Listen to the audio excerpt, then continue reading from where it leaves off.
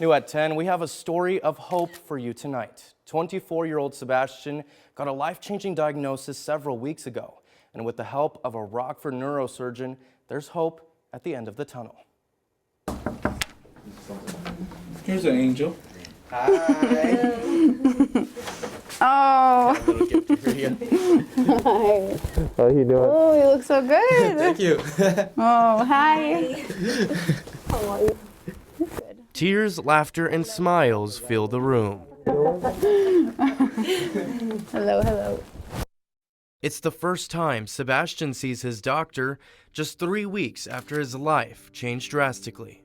I feel like I have two lives right now. I have a life before that surgery, and her and God gave me a second one. By her, he means neurosurgeon Dr. Brandyn Castro. In the weeks shortly before this moment, Sebastian learned he had a tumor wrapped around his spine at only 24 years old. I just couldn't believe it was me.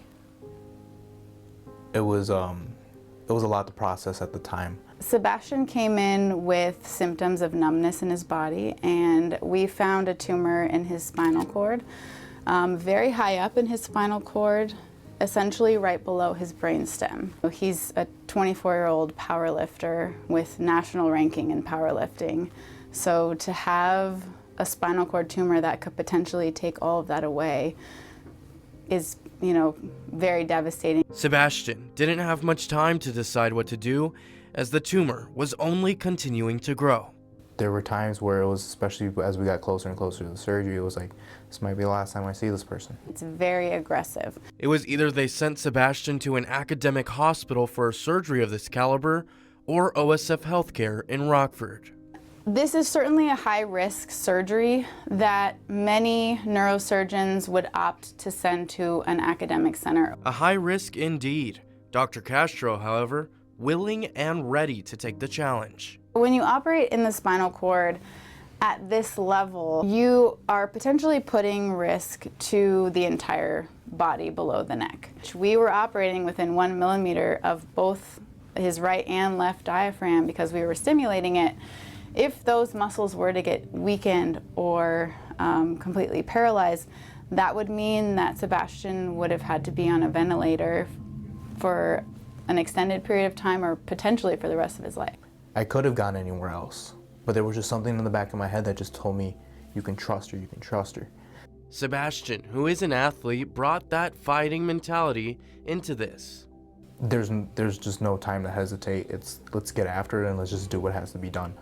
Even with this mindset, waking up paralyzed and on a ventilator was a scary thought for Sebastian.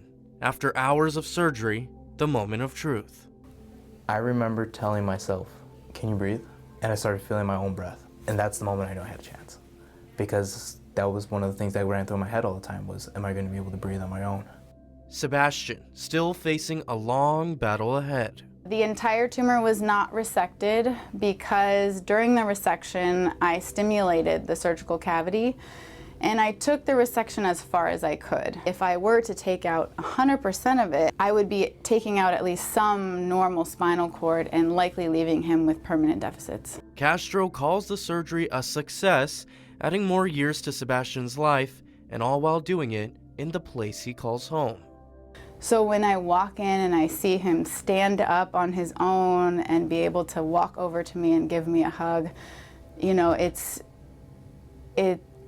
hard to really describe that feeling. All I know is that this challenge, this journey ahead, all it's going to do for me is make me even better once I come out of it.